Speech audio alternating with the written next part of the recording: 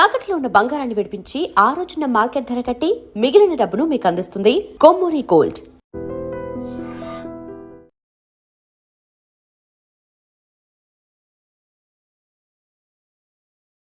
ఐడ్రీమ్ ప్రేక్షకులకు నమస్తే. నేను ఉదయశ్రీ. ఇది భారతదేశం, హిందూ దేశం. అన్ని ధర్మాలు కూడా ఇక్కడ సమానంగా చూడబడుతుంది. అయితే ఒకవైపు అన్ని ధర్మాలు సమానం అంటూనే హిందూ ధర్మంపై చాలా మంది అవహేళనగా మాట్లాడుతూ ఉంటారు. అందులో ముఖ్యంగా ఈ మధ్య కాలంలో సోషల్ మీడియా వేదికగా, అలాగే ఏదైనా సభలు జరిగినప్పుడు ఆ స్టేజ్ పైన చాలా జాగ్రత్తగా మాట్లాడాల్సిన రాజకీయ నాయకులే కావచ్చు, సినిమా ఇండస్ట్రీ వాళ్ళే కావచ్చు, ఈ ధర్మానికి సంబంధించి అవహేళనగా మాట్లాడడంతో ఇవి సోషల్ మీడియాలో చాలా వైరల్ అయ్యి చాలా మంది నొచ్చుకుంటూ ఉన్నారు, ధర్మాన్ని గౌరవించే వాళ్ళు. ఇటీవల ప్రకాష్ రాజ్ గారు ఏవైతే రామాయణంలో ఒక సంఘటనకి సంబంధించి తీసుకుని ఆయన మాట్లాడాను ఆయన చెబుతున్నప్పటికీ కూడా ఇది మొదటిసారి కాదు. ప్రకాష్ రాజ్ పదే పదే కూడా హిందువుల మనోభావాలను దెబ్బతినేలా ఆయన మాట్లాడుతూ ఉంటారు. మరి ఇదే ఇవాల్టి మన టాపిక్. దీనిపైన మాట్లాడడానికి మనతో ఉన్నారు పబ్లిక్ స్పీకర్, మోటివేషనల్ స్పీకర్ రజనీరమ గారు. మాట్లాడదాం. నమస్తే అండి. నమస్తే ఉదయ. ఇక్కడ ఎందుకు ప్రతిసారి హిందువుల మనోభావాలు దెబ్బతింటూ ఉన్నాయి? కేవలము ఎక్కువగా అంటే హిందువులు ఎవరైతే ఈ రామాయణాన్ని, మహాభారతాన్ని చాలా గౌరవిస్తారు, మన దేవతలుగా మనం పూజిస్తూ ఉంటాం. కానీ మీరు ప్రకాష్ రాజ్ గారి వ్యాఖ్యలు చూసుకుంటే ఇప్పుడు కాదు, ఇది మొదటిసారి జరిగింది కాదు, ఇది రిపీటెడ్గా జరుగుతూ ఉంది. ఆయన అసలు ఎందుకు అంత హిందూ మతం అన్నా, హిందువుల మనోభావాలన్నా అంత లెక్క లేకుండా ఆయన మాట్లాడుతూ ఉంటారు. ఎంతోమంది అభిమానులను సంపాదించుకున్నాడు ఆయన నటనతో. కానీ ఎందుకు హిందువుల ఆగ్రహానికి గురవుతున్నారంటారు? హిందూ అండ్ క్రిస్టియన్ రెండు మతాలకి చెందిన ఒక వ్యక్తి అయితే రెండు కూడా ఆయన జీర్ణించుకుని ఉండాలి, ఇటు హిందుత్వాన్ని అటు క్రిస్టియానిటీని. ఎందుకంటే తల్లిదండ్రులు ఇద్దరు అది కాబట్టి చిన్నప్పటి నుంచి ఇద్దరు పెంపకంలో పెరిగినప్పుడు రెండు కూడా ఆయనకి జీర్ణించుకునే అవకాశం ఉంటుంది, రెండు విషయాలు కూడా. అయితే సినిమాల్లో నటించింది నటనే అయినప్పటికీ కూడా అతను హిందూ కూడా ఒక పక్కన కదా, ఆ హిందుత్వానికి సంబంధించినవన్నీ కూడా ఆయనకి తెలిసి నటించిన తర్వాత దాని మీద కూడా ఒక భక్తిభావము, ఒక విశ్వాసం అనేది ఉంటాయి. కానీ మరి అబ్బాయి అయినా అమ్మాయి అయినా కూడా దాదాపుగా తల్లి ప్రభావం ఎక్కువ పడుతుంది. ఎందుకంటే తల్లి పెంచుతుంది కాబట్టి ఇతనికి తల్లి ప్రభావం ఎక్కువగా ఉండొచ్చు. క్రిస్టియానిటీ అనేది ఆయనకి ఇష్టమై ఉండొచ్చు. ఇష్టం వేరు, పబ్లిక్లో మాట్లాడటం వేరు. ఇప్పుడు నువ్వు ఒక సాహితీ సభకి వెళ్ళినప్పుడు ఇక్కడ నేను ఒక విషయం చెప్పదలుచుకున్నా. కేరళ ఈయన్ని గెస్ట్గా పిలిచారో, చీఫ్ గెస్ట్గా పిలిచారో, లేకపోతే ఒక స్పీకర్గా మీరు కొన్ని మాటలు మాట్లాడాలని పిలిచారో తెలీదు. అక్కడ అందరు కూడా యూత్ వచ్చారు. నేను చూశాను అక్కడ దాదాపు అందరు యూతే ఉన్నారు. మేబీ అదేమన్నా ఒక కాలేజ్ ఏమో. అక్కడికి పిలిచి ఒక ఎత్తైన స్టేజ్ మీద ఆయన్ని ప్రత్యేకంగా కూర్చోపెట్టి ఇంకొక ఆయన పక్కన కూర్చొని మాట్లాడిస్తున్నప్పుడు అక్కడ ఒక సాహిత్యం గురించి మాత్రమే మాట్లాడే అంశాలు ఉంటాయి అబ్వియస్లీ. ఎందుకంటే ఆ విషయమే అది, ఆ సభే అది. కాబట్టి ఈ ఈ జనరేషను ఇప్పుడున్న కాలేజ్ అని నేను అంటున్నా కదా, ఈ యొక్క యూత్కి సాహిత్యం గురించి చాలామందికి తెలియదు ఈ రోజుల్లో. కాబట్టి దాని గురించి ఇప్పుడు పుస్తకాలు చదవండి, పుస్తకాలు ఎంతో మేధస్సునిస్తాయి, పుస్తక పఠనం ఎంతో మంచిది, అది మనం చదివింది ఎప్పటికీ కూడా బ్రెయిన్లో ఉంటుంది, మనం మర్చిపోము రాసిన దానికి. లేకపోతే మనం మొబైల్స్లో చూసినా, స్క్రీన్ మీద చూసినా మర్చిపోతాం, విన్నది కొంచెం త్వరగా మర్చిపోతాం, చదివింది ఇక్కడ బాగా గుర్తుంటుంది, అనుభవించింది ఇంకా బాగా గుర్తుంటుంది. ఓకే, ఇక్కడ కాబట్టి ఆ సాహిత్య పఠనం కూడా స్టూడెంట్స్కి, పిల్లలకి అలవాటు చేయటం చాలా మంచిది. ఇలాంటి విషయాలు మాట్లాడాల్సిన సభ, స్థలం. ఓకే, అక్కడికి వచ్చిన ఆడియన్స్ కూడా వాళ్ళే, యూత్. ఇప్పుడు ఇందాక నువ్వు అడిగావు ఆయన పేరేంటి అని అన్నావు, రావణాసురుడు. అంటే ఇప్పుడు ఒకసారి మర్చిపోయి కూడా మనం అడుగుతాం ఒక్కొక్కళ్ళని, ఒక్కొక్కసారి తెలియక అడుగుతాం కదా, ఒక్కోసారి కన్ఫ్యూజ్ అయ్యి కూడా అడుగుతాం. ఎందుకు రావాలి ఈ తెలియకపోవడం, కన్ఫ్యూజన్ ఎందుకు రావాలంటే సరి అయిన నాలెడ్జ్, అవగాహన లేకపోవడం వల్ల. ఇప్పుడు మాలాంటి వాళ్ళు ఉన్నామంటే మాకు ఆ ఫ్లోలో జ్ఞాపకం రాక అదేంటబ్బా అది అది అంటాం, తెలియక కాదు. ఇది డిఫరెన్స్ ఉంది చూడు. అవునవును. సో ఇప్పుడు అక్కడ ఉన్న యూత్, స్టూడెంట్స్, ఆడియన్స్ ఎవరైతే ఉన్నారో వాళ్ళకి ఎంతమందికి అవగాహన జ్ఞానం ఉండుంటుంది సాహిత్యం మీద కానీ, ఒక పురాణమే కానీ, ఒక చరిత్రే కానీ, కనీసం 10 సంవత్సరాల క్రితం జరిగిన ఒక సంఘటన మీద కానీ ఎటువంటి అవగాహన ఉంటుంది, ఎంత మేరకు ఉంటుంది అనేది మనం లాటరీ వేయాల్సిందే. అటువంటి సభకి నువ్వు వచ్చి ఏమీ తెలియని వాళ్ళకి కొంచెము నువ్వు ఏదన్నా బేసిక్స్ చెప్పి వెళ్ళిపోవాలి, నీకు తెలిస్తే.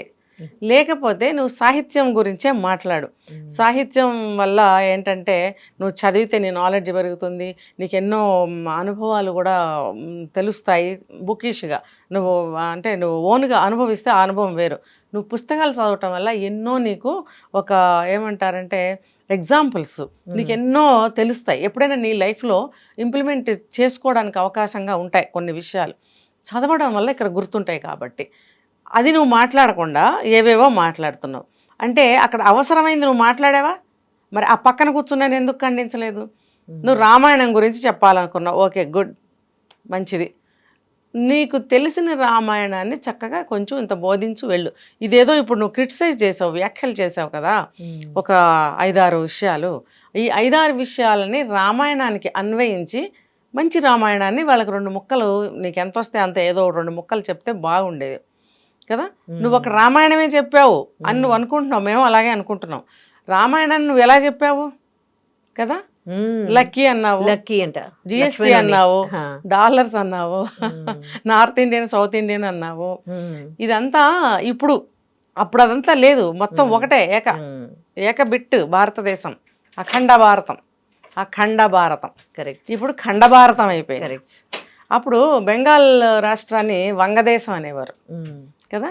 ఇప్పుడు వంగదేశం అంటున్నామా? అనట్లేదు. అంటే అసలు కాలక్రమేణా కొన్ని పేర్లు మార్చామనుకో. ఇప్పుడు అనేక దేశాలు, మగధ దేశము, వంగదేశము, పాటలి పుత్రము, పాటలి దేశం, ఇట్లా అలా పేర్లు ఉండేవి.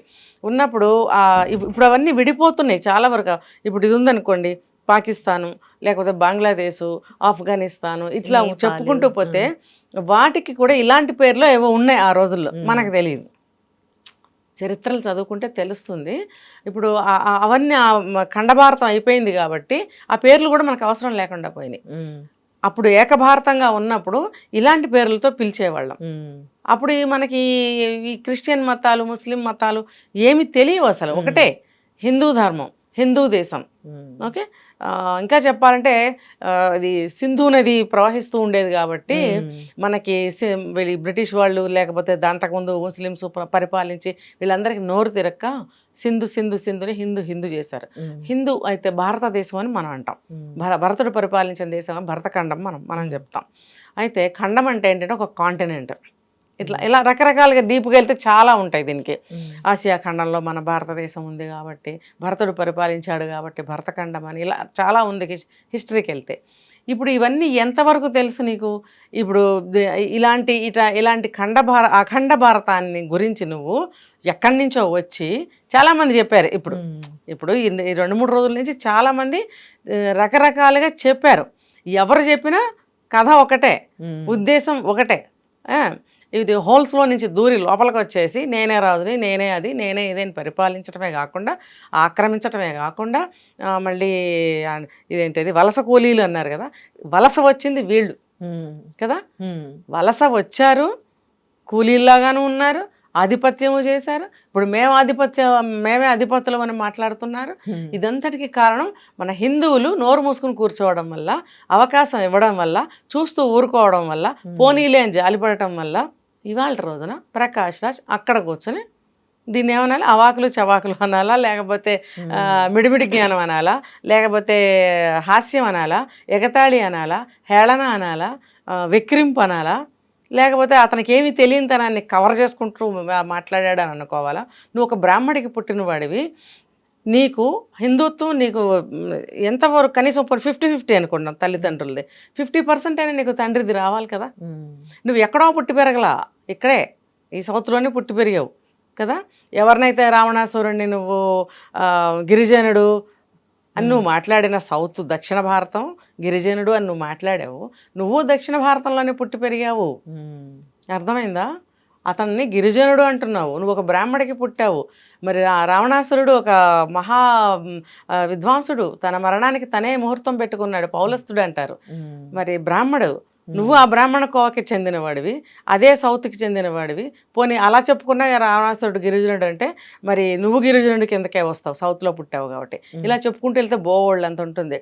మరి నాకు అర్థమవుతుంది, ఈ స్క్రిప్ట్ రాసిస్తే నువ్వు మాట్లాడి తెలుగు వచ్చు కాబట్టి తెలుగు, తమిళ వస్తే తమిళంలో నువ్వు డైలాగులు చెప్పుకున్నావేమో కానీ నీకు మరి ఇంకేం తెలీదు. నీకు అందులో జీవించావా నటనలో?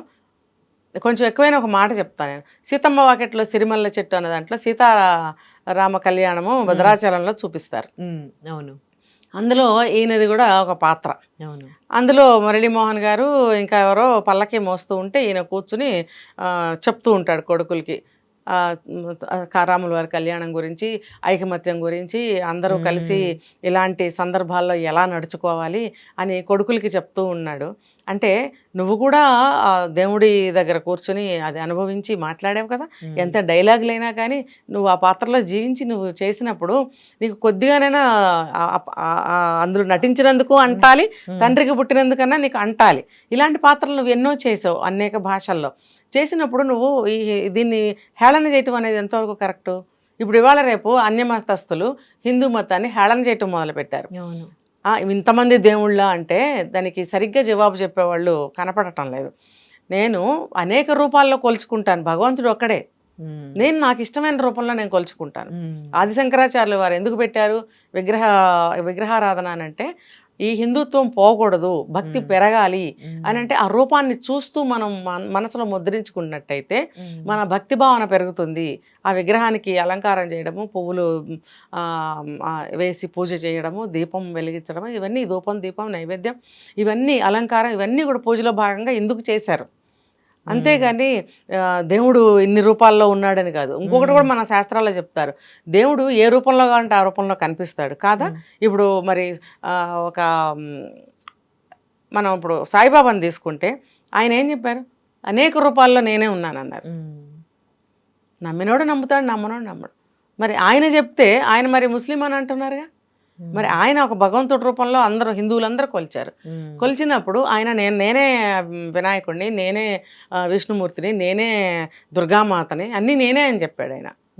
మరి దాన్ని ఎవరు ఎందుకు ఖండించలేదు? అంటే మనకేంటంటే ఇప్పుడు నేను ఒక పువ్వులో దేవుణ్ణి చూడగలుగుతాను, ఒక నీళ్ళల్లో దేవుణ్ణి చూడగలుగుతాం, ఖాళీ ఆకాశంలో దేవుణ్ణి అంటే మన భావన కోసం అనేక రూపాల్లో కొలుచుకుంటాం. ఇంకొక ధర్మంలో వాళ్ళు ఏంటి, వాళ్ళు ఎంతమందిని పూజిస్తున్నారు, వాళ్ళకి అంటే డీటెయిల్స్ మనం ఏమి వాళ్ళ హిస్టరీ గురించి మనం తెలుసుకునే ప్రయత్నం చేయట్లేదు. అట్ ది సేమ్ టైం మనం మాట్లాడట్లేదు, హిందువులు మాట్లాడట్లేదు. అలాంటప్పుడు హిందువులు ఎంత దేవుళ్ళని కొలిస్తే మీకు ఎందుకు, అసలు ఎందుకు మీరు చేస్తూ ఉన్నారు? అది ఆ పాయింట్కే నేను వస్తున్నా. వీళ్ళు ఏంటంటే మీ జోలికి ఎవరు రానప్పుడు మీరు ఎందుకు వస్తున్నారు అంటే వాళ్ళ మతాన్ని ఎస్టాబ్లిష్ చేసే క్రమంలో ప్రయత్నం అన్నమాట. అది యూత్ బ్రెయిన్స్ బ్రేక్ చేసేయాలి. అక్కడ వచ్చిందంతా యూత్ కదా. సాహితీ సభకు నువ్వు వచ్చినప్పుడు సాహిత్యం గురించి నువ్వు రామాయణము, ఇప్పుడు వాల్మీకి రామాయణం, మొల్ల రామాయణము, ఇంకా అనేక రామాయణాలు ఉన్నప్పుడు నువ్వు డిఫరెన్షియేట్ చేసి ఆ రామాయణాన్ని నువ్వు చెప్పు. మొల్ల గారు ఇట్లా రాశారు, వాల్మీకి గారు ఇట్లా రాశారు, ఆ సాహిత్యం గురించి అలా మాట్లాడినట్టయితే ఏముండేది. అసలు నీకు తెలిస్తేగా రామాయణం గురించి. అదేంటో పిచ్చి పిచ్చి పేర్లు పెట్టి పిచ్చి పిచ్చి వ్యాఖ్యానాలు చేసావు నువ్వు. అసలు నువ్వు రామాయణాన్ని చదువు, ఒకరోజు కూర్చొని చదివినట్టయితే పిల్లలకు నువ్వేం బోధించాలో నీకు అర్థమయ్యేది. ఇప్పుడు ఒక వ్యక్తి ఎలా జీవించాలి, ఒక జీవితంలో ఒక్కొక్కళ్ళ పాత్ర ఎలా ఉండాలి అనేది రామాయణంలో చెప్పారు. చెప్పినప్పుడు నువ్వు అటువంటి రామాయణాన్ని నువ్వు హేళన చేస్తావా? ఇందాక మీరు అన్నట్లు సీతమ్మ వాకిట్లో సిరిమల్ల చెట్టులో ఇలాంటి క్యారెక్టర్స్ చేసినప్పుడు ఆ ఇంపాక్ట్ అనేది నిజంగా ఉంటుంది. చాలా మంది సెలబ్రిటీస్ తో మనం మాట్లాడినప్పుడు ఆ ఇంపాక్ట్ ఉందండి, నేను ఇలా మారిన అని చెప్తూ ఉంటారు. కానీ ఈయన ఇంత బ్యూటిఫుల్ క్యారెక్టర్స్ చేసి కూడా అందులో ఆయన ఎంతసేపు నవ్వించే ప్రయత్నం, నవ్వుతూ ఉండాలి, అందరు హ్యాపీగా ఉండాలి. కానీ దానికి కంప్లీట్ గా క్వైట్ ఆపోజిట్ కనిపిస్తారు ప్రకాష్ రాజ్ గారు. ఎప్పుడు ఏ సభలో అయినా కానీ ఆయన ఏం మాట్లాడినా చిచ్చే. అసలు ఆ క్యారెక్టర్ కి ప్రకాష్ రాజ్ గారికి సంబంధమే ఉండదు అనిపిస్తుంది. అసలు అంటే ఆయన ద్వైతీభావంలో కొట్టుకుంటున్నాడు. ఆయన ఇటు హిందువులాగా మాట్లాడలేకపోతున్నాడు, అటు క్రిస్టియన్ లాగా మాట్లాడలేకపోతున్నాడు. అసలు ఆయన ఎందుకంటే ఇంటెన్షన్ ఇట్లా ఉండి ఇంత బ్యూటిఫుల్ గా ఆయన ఎలా యాక్ట్ చేశారా అనిపిస్తుంది నాకు. డైరెక్షన్ అమ్మ, అది డైరెక్టర్ ఉంటారు. డైరెక్టరు ఇలా మాట్లాడండి, ఈ ఫీచర్స్ తో మాట్లాడండి, టోన్ వాయిస్ మాడ్యులేషన్ ఉంటుంది, దాన్ని మారుస్తూ మీరు ఇలా మార్ధవంగా మాట్లాడాలి, విచారంగా మాట్లాడాలి, కమాండింగ్గా మాట్లాడాలి, ఇలా మాట్లాడాలి అని మాట్లాడి చూపిస్తారు వాళ్ళు. చూపించినప్పుడు ఆ డైరెక్టర్ ఎవరైతే ఉన్నారో వాళ్ళు చూపిస్తారు, ఆ రకంగా వాయిస్ని తీసుకెళ్తారు వీళ్ళు. వీళ్ళదేమీ లేదు, ఉట్టి డమ్మీయే. కాకపోతే ఎంతో నేను కష్టపడ్డాను కాబట్టి, అవుట్పుట్ ఇచ్చాను కాబట్టి, మీరు ఇంత అదే ఆ మూవీ హిట్ అయితే మీరు ఇంత సంపాదిస్తారు కాబట్టి నాకింత విలువ, అంతేగాని నాకు అసలు మిగతా అన్ని శూన్యం. ఇప్పుడు ఇందాక నువ్వు అడిగిన క్వశ్చన్కి, ఏ సభలోకి వెళ్ళినా ఇట్లా కాంట్రవర్సీ అవుతున్నప్పుడు ఏంటంటే అక్కడ అతనికి ఇదమిద్దంగా ఒక స్పెసిఫిక్ అభిప్రాయం అంటూ ఏం ఉండదా? ఎక్కడికైనా వెళ్ళినప్పుడు రెండు భావాలు ఇతనిలో ప్రయాణిస్తున్నాయి చూడండి, ఇటు హిందూ ఇటు క్రిస్టియన్ భావాల రెండు ప్రవహిస్తూ ఉంటాయి వీళ్ళల్లో. అక్కడ అక్కడ అక్కడ హిందువుల దగ్గరికి వెళ్ళినప్పుడు హిందువుల్ని సమర్థిస్తూ మాట్లాడడానికి ఇక్కడ క్రిస్టియానిటీ అడ్డం రావచ్చేమో మేబీ. ఇటు క్రిస్టియన్ సభలకు వెళ్ళి మాట్లాడుతున్నప్పుడు నేను ఒక హిందువుని కదా, కంప్లీట్గా నేను ఇలా మాట్లాడటం ఏంటి అనేది ఇక్కడ కూడా ఆ హిందుత్వం అడ్డం రావచ్చు. ఈ ద్వైతీభావంతో ఎలా మాట్లాడాలి, ఎటువంటి మాటలను ఉపయోగించాలి అర్థం వచ్చి ఆవదేమో. అందుకనే ఎలా పడితే అలా మాట్లాడేసి చెత్త చేసేసి, కోడి కనుక ఇలా కెలికేసి వెళ్ళిపోతుంది కదా, గింజలు వేస్తే అది సరిగ్గా తినదు, ఇలా అంటుంది. అలా కోడి కెలికేసి వ్యవహారాన్ని వెళ్ళిపోవడం, ఇక మిగతా జనాలు గుద్దుకు చచ్చిపోవడం. అంటే మీరు ఇంటెన్షన్ తో అన్న మాటలు, అంటే ఆయన అభిప్రాయం అలా ఉంది కాబట్టి, నీ అభిప్రాయం అలా ఉన్నప్పుడు నువ్వు పేర్లు మార్చేసి డాలర్లు, జిఎస్టీలు, లక్కీలు, లేకపోతే గిరిజనుడు, పొలము, ఫలాలు ఇవన్నీ ఎందుకయ్యా నీకు? నీకు తెలిసిన రామాయణాన్ని ఒక లైన్ అన్న చెప్పి వెళ్ళిపో. లేదా నువ్వు సాహిత్యం మీద మాట్లాడు, నీకు సాహిత్యం మీద పట్టుందా, ఏమైనా బుక్స్ చదివే అలవాటు ఉందా, ఉంటే నీకు రామాయణం ఎందుకు అసలు? నువ్వు ఏదన్నా ఒకటి తీసుకో సబ్జెక్టు, దాని మీద మాట్లాడు. అసలు ఇలాంటి కార్యక్రమానికి అతన్ని ఎందుకు ఇన్వైట్ చేసినట్టు? ఎందుకంటే అప్పటికే చాలా సార్లు ఆయన ఇలా మాట్లాడడం జరిగింది కదా, సో ఇక్కడ పిలుస్తున్న వాళ్ళని కూడా ఏమనాలి? అదే నేను ఇందాక అన్నది, ఆ పక్కన ఇంటర్వ్యూ చేసే ఆయన కూడా కొంచెం డైవర్ట్ చేయాలి. తర్వాత ఎటువంటి సభకి ఎలాంటి వాళ్ళని పిలవాలి, కాస్తంత పేరు వచ్చేస్తే పిలిచేయాలి. అన్ని భాషలు వచ్చి ఉండాలి, కాస్తంత పేరు వచ్చి ఉండాలి. అలాంటి వాడిని అయితే మనకి గిట్టుబాటు అవుతుంది, పిలిచేస్తుంటారు. ఇప్పుడు ఇతనికి అన్ని రకాల భాషలలో నటించాడు కాబట్టి, భాష మీద పట్టుంది కాబట్టి, కొంచెం వయసులో ఒక 50 సంవత్సరాల వయసుగా మనిషి కాబట్టి, బాగా సక్సెస్ఫుల్ నటుడు కాబట్టి పిలిచేయడమే. ఆ క్రేజ్తో కాలేజ్ స్టూడెంట్స్ అందరూ వచ్చి వింటారు. అతని దగ్గర స్టఫ్ లేదు. ఉన్నట్టయితే ఆ మాట్లాడే విధానం ఏంటి, అసలు అటువంటి సభకి వస్తూ ఆయన అటైర్ ఏంటి? మీరు అంటే క్రేజ్తో అంటున్నారా, లేకపోతే కావాలని సోషల్ మీడియాలో ఏదో ఒక ఇలాంటి రచ్చలైతే చూస్తూ ఉన్నారు అని, ఇలాంటి టాక్టిక్స్ కూడా ప్లే చేస్తూ ఉన్నారు? అవును. ఇప్పుడు నేనున్నాను, ఎక్కడికి వెళ్ళినా సరే ఎంత దేవుడు బొట్టు పెట్టుకుని వెళ్ళే అలవాటు ఉంది. ఇప్పుడు నేను ఆ వెళ్ళే ప్లేస్ని బట్టి కదా నేను పెట్టుకోవాలి, అది ఆలోచించం మనం.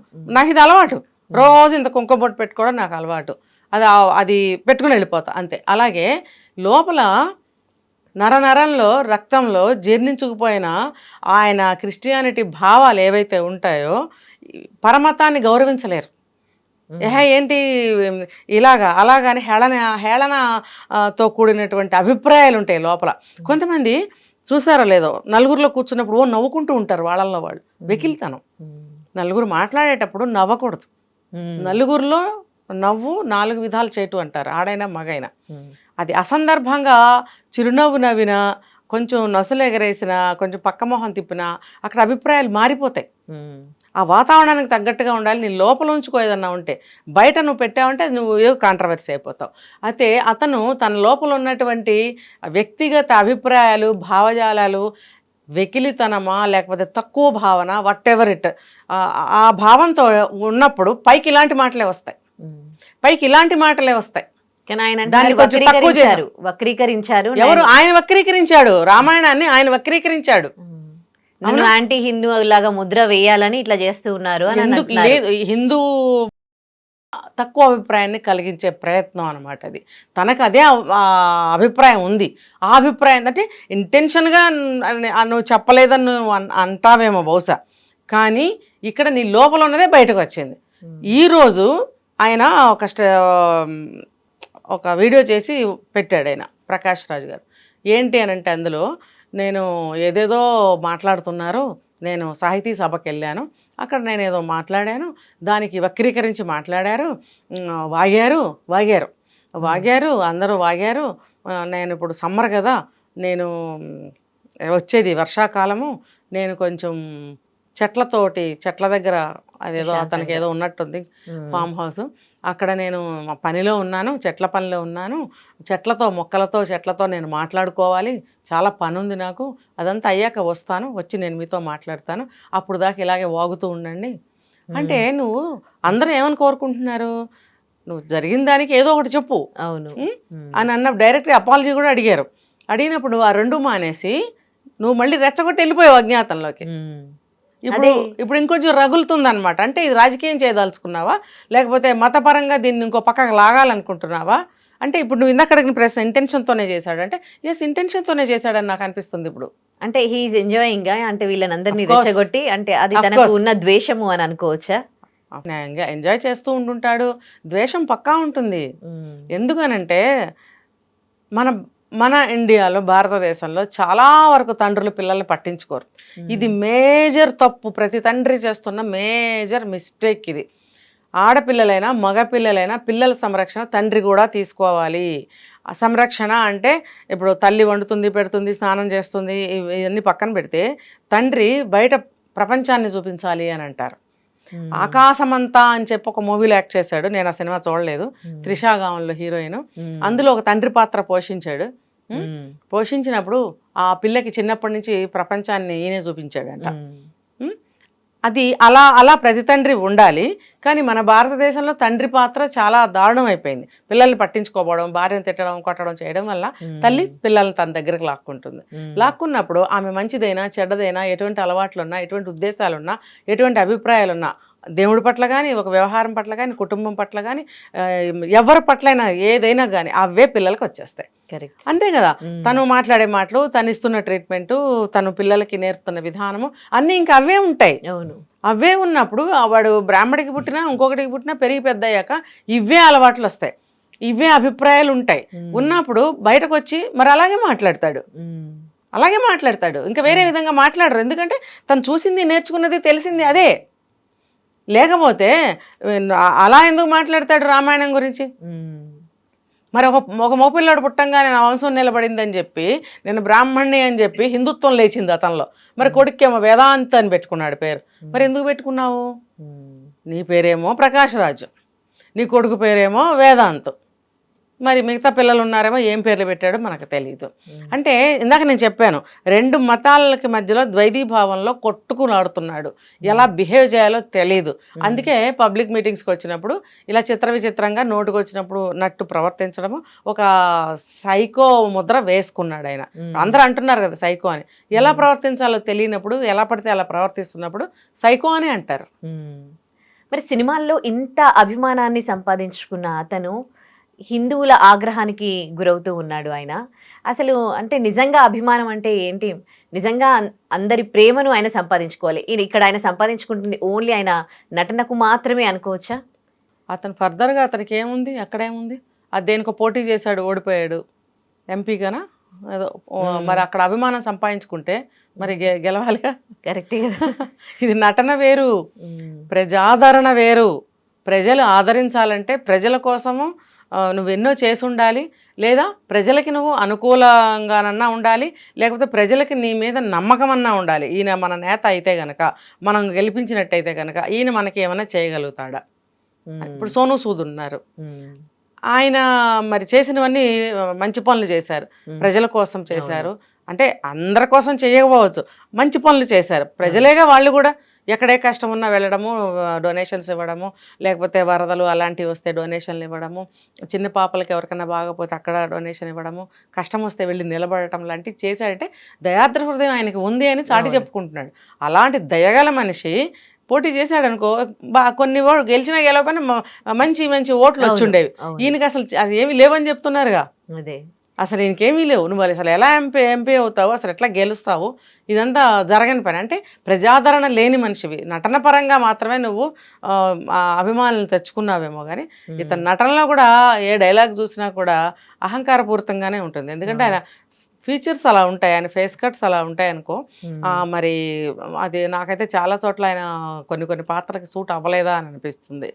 సో అది అలా పెడితే, ఇప్పుడు ఇలా వాళ్ళ లోపల మతపరమైనటువంటి భావాలు ఉంచుకొని ఇలాంటి సభలకు వచ్చి యూత్ని చెడగొట్టడం, ఈ హిందుత్వం మీద చెడు అభిప్రాయం కలిగించటము, వాళ్ళ మతమే మంచిది అని చెప్పడము, పరమతాల వాళ్ళు అలా చెయ్యకూడదు. ఇప్పుడు ఈ హిందూ ధర్మ సంఘాలు, సనాతన ధర్మ సంఘాలు కొన్ని ఉన్నాయి. వాళ్ళు ఏమంటున్నారు, ముందుకు వచ్చి అందరూ ముందుకు రండి, ఇప్పుడు మన ఏ మతం జోలికి వెళ్ళట్లేదు, ఎవరు దొంగతనంగానే వచ్చారా, మరి ఏమంటారు ఆశ్రితులయ్యి వచ్చారా, ఎలా వచ్చారో వచ్చి మన ఇండియాలో ఎస్టాబ్లిష్ అయిపోయినప్పుడు మనం పక్కకి జరిగి చోటిచ్చాం, ఆశ్రయం ఇచ్చాం.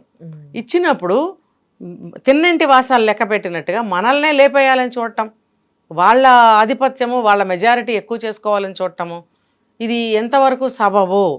కాబట్టి మనం వాళ్ళ జోలికి వెళ్ళట్లేదు, మనం ఇంకా వాళ్ళకి ఇంత ఆశ్రయం ఇచ్చి వాళ్ళని సమాన భావంతో చూస్తున్నప్పుడు, వాళ్ళు ఇలా చేస్తున్నప్పుడు మనం ఎందుకు ఊరుకోవాలి? ఇది మన దేశం, మనది హిందూ దేశం, భారతదేశం మనది. మనం వాళ్ళకి స్నేహపూర్వకంగా ఆశ్రయం ఇచ్చాం, అలాగే ఉండండి. ఏదైనా జరిగితే మాకు కంప్లైంట్ ఇవ్వండి, మేము ఉన్నాము అని చెప్పి ఘోషిస్తున్నారు వాళ్ళు. హిందూ ధర్మ సంఘాలు, సనాతన ధర్మ సంఘాలు అనేక మంది ఉన్నారు. వాళ్ళ నెంబర్స్ కూడా ఇస్తున్నారు. ఎక్కడైనా ఏదైనా ఇలాంటిది ఏదైనా వ్యతిరేకంగా జరిగితే మాకు కంప్లైంట్ ఇవ్వండి. జస్ట్ మాట్లాడతారేమో అంటే పోరాడతాం. మేము పోరాడటం కాదు, మాతో పాటు మీరు వస్తే మాకు ఇంకా సంతోషం. అందరూ సమైక్యం అవ్వండి, అందరూ కలిస్తేనే అవుతుంది. ఒకడు మొదలు పెట్టాలి, అందరూ కలవాలి. 2, 3, 10, 100, లక్షల అందరు వెనకాల ఒక సమూహం తయారవుతుంది. ఎవరికి మటుకు వాళ్ళే ఉంటే పోరాడే వాళ్ళు నలుగురేనా, వాళ్ళకి సపోర్ట్ ఏది కదా. యూనిటీ అనేది చాలా ఇంపార్టెంట్. చాలా అవహేళనకి గురయ్యేది కూడా ఒక యూనిటీ అనేది లేకపోవడమే ప్రధాన. అందుకని మన హిందువులకి అసలు సిగ్గు, శరం, బుద్ధి, జ్ఞానం లేదు. ఏంటనంటే మనమే వదిలేస్తున్నాం. మన దాని గురించి మనకి చీమ కుట్టినట్టు ఉండటం లేదు. ఎదుటివాడు ఏమైనా మాట్లాడుతుంటే కూడా మాట్లాడుకొని అని చెప్పి టేక్ ఇట్ ఈజీగా వెళ్ళిపోతున్నాం. ఒక మస్కాబన్ విషయంలో అక్కడ అంటే టెంపుల్స్ దగ్గర మస్కాబన్ అమ్ముతూ ఉంటే మీరు హలాల్ చేసిన మస్కాబన్ అండ్ ఎక్స్పైర్ అయిన మస్కాబన్ గురించి మీరు ఇక్కడ ఎట్లా అమ్ముతారు అని కొంతమంది అక్కడ మీరు ఇక్కడ ఎట్లా అమ్ముకుంటారు అని అడగడం జరిగింది. దాని మీద మత విద్వేషాలు రెచ్చగొడుతున్నారని కొంతమంది జర్నలిస్టులే అది పెద్ద ఇష్యూగా మాట్లాడడం జరిగింది. అదే ఢిల్లీలో ఒక అమ్మాయి హోలీ ఆడుతూ ఉంటే కింద ఒక ముస్లిం పైన పడేసరికి వాళ్ళ రిలేటివ్ ని చంపేశారు. ఈ ఇష్యూ పైన ఏ జర్నలిస్టులు గాని ఎవరు గాని అంటే ఎవరైతే మాట్లాడారో వాళ్ళు మాత్రం మాట్లాడలే. అంతేందుకు గోపాల్ అనే వ్యక్తి గుల్షన్ అని పేరు మార్చారు. సో ఎంతో మందిని ఇలా మారుస్తూ ఉన్నారు. సో ఇలాంటివి మత విద్వేషాలు రెచ్చగొడుతున్నారు అని మాట్లాడిన మీరే ఇలాంటివి జరిగినప్పుడు మీరు ఎక్కడ ఉంటున్నారు, ఎందుకు మాట్లాడట్లేదు? ఆ మస్కాబ్ అన్న విషయం చాలా చిన్నది. అది ఏంటంటే అది తిరునాళ్ళ జరిగే ప్లేస్ లో అలాంటి ఎక్స్పైర్డ్ ఫుడ్ అమ్ముతున్నారు కాబట్టి అనుమానించారు. అది అనవసరంగా చిలికి ఏదో అయ్యింది. అయితే ఇక్కడ ఏంటంటే అది ఒక మతానికి సంబంధించిన విషయంగా అయితే చిత్రీకరించలేదు కదా. ఇప్పుడు ఇలాంటివి ఎక్కడైనా జరిగితే మతానికి గురించి కానీ, మొన్న ఆ మధ్య అక్కడెక్కడ ముత్యాలమ్మ గుడి దగ్గర జరిగిన గొడవలు కానీ, ఇంకా చాలా చోట్ల జరిగిన గొడవలు కానీ ఎవరి మటుకాళ్ళే ఊరుకున్నారు.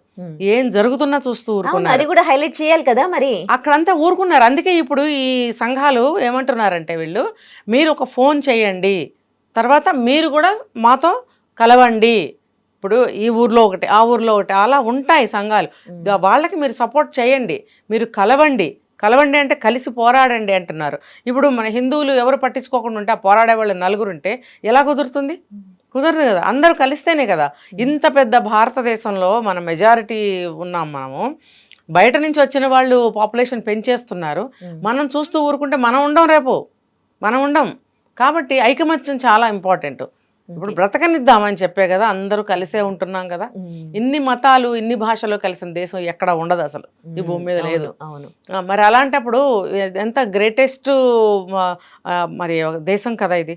అలాంటప్పుడు ఈ గొప్పతనాన్ని మనం పోగొట్టుకుంటున్నాం, మన ఉనికినే పోగొట్టుకుంటున్నాం. వాళ్ళు ఉంటారా, సోదరుల్లాగా ఉండనివ్వండి. కానీ ఇలాంటి రెచ్చగొట్టి మన హిందువుల్ని రెచ్చగొట్టి మన హిందుత్వాన్ని, ఆ భావాన్ని వాళ్ళలో తీసేసే విధంగా ఈ పబ్లిక్ మీటింగ్స్, స్పీచ్లు ఇవ్వటం అనేది చాలా నేరం అది. ఇక్కడ ఇంకొక పాయింట్ నేను మాట్లాడదలుచుకున్నా. అక్కడ వీళ్ళు ఫైట్ చేయట్లేదు, యూనిటీ లేదు, అదొకటి. కానీ ఇలాంటి ఇష్యూస్ని సోషల్ మీడియాలో హైలైట్ చేసే ఒక బాధ్యత కలిగిన ఇన్ఫ్లుయెన్సర్స్ కొంతమంది యూట్యూబ్ ఛానల్స్ పెట్టుకున్న వాళ్ళు కూడా మరి ఇలాంటి ఇప్పుడు అక్కడ మస్కాబన్ విషయంలో మీకు అంత బాధ అనిపించిందే, మత విద్వేషాలు రెచ్చగొడుతున్నారు అని ఒక స్టోరీస్ చేయడం జరిగిందే మీరు.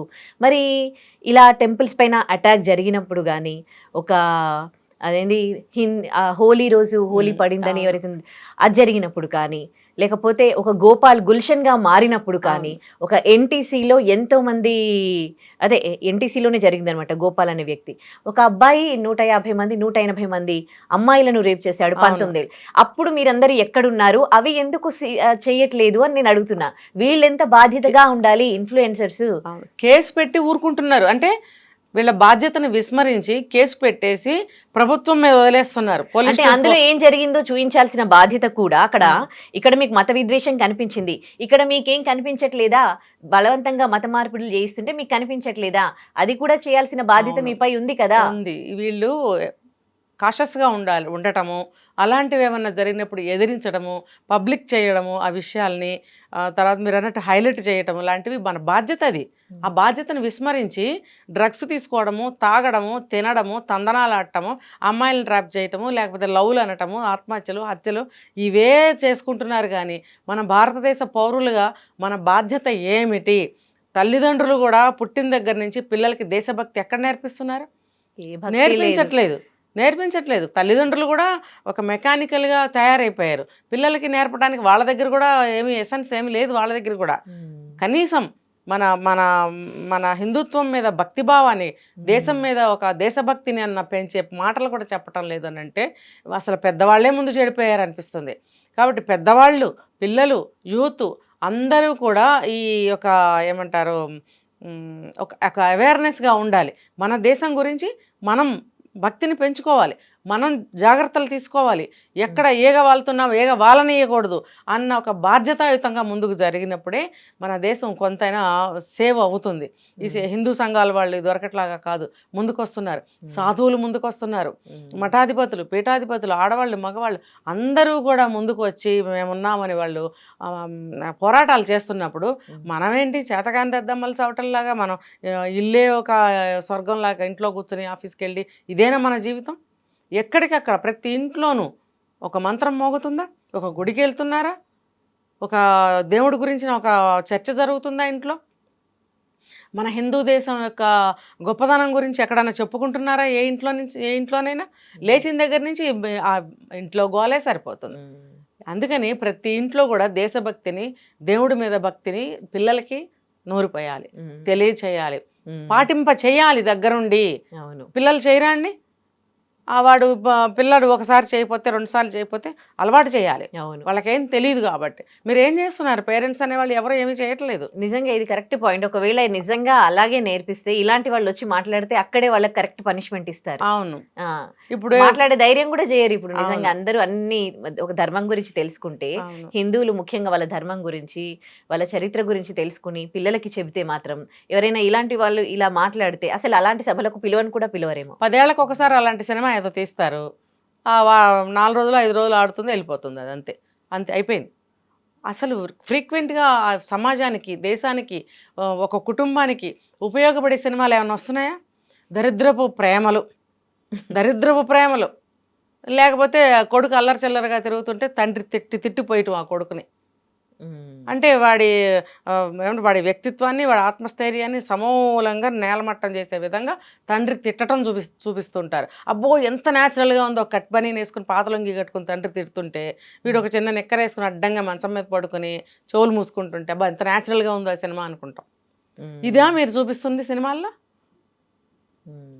మంచి మంచి సినిమాలు తీయండి, దేశం గురించి తీయండి, ఒక ఇంటి గురించి తీయండి, ఒక హిందూ సాంప్రదాయాల గురించి తీయండి, పురాణాల గురించి తీయండి. ఇవేమి ఎక్కడున్నాయి? లేవే. రైట్. దరిద్రపు సినిమాలు తీయటం వల్ల ఇగో ఇలాంటి వాళ్ళు ఇలా తయారయ్యారు. Right. Thank you so much అండి.